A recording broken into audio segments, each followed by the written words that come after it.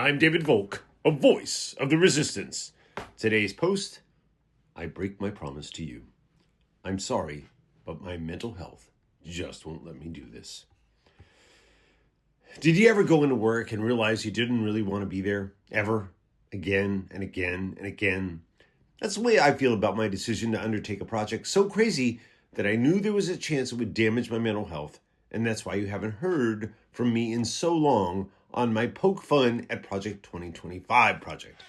The plan was for me to read every chapter and write a summary in which I poked fun at the Heritage Foundation's plans for our future if President Trump was reelected.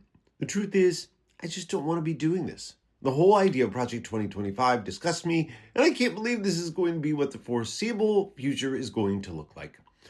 Unfortunately, one of the smallest majority of voters elected Dementia J under the beliefs that he would bring down the price of bread. He won't.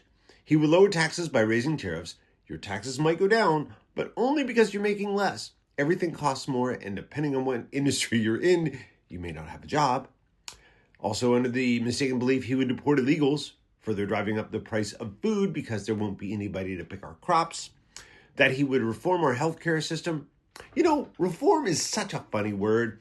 It doesn't necessarily mean fix for the better. It just means that it will become in a different form. Like, I don't know, more insurance coverage denials for pre-existing conditions, as an example.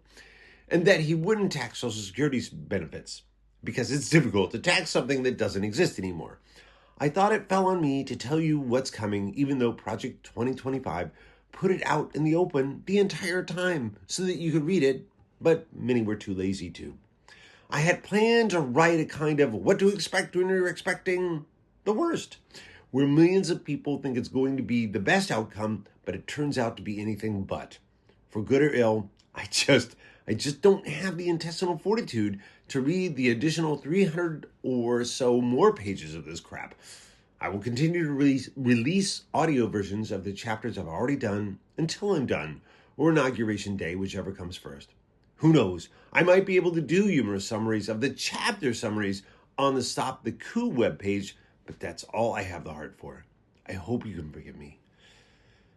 I've been David Volk, a voice of the resistance, albeit a strange and mostly funny one.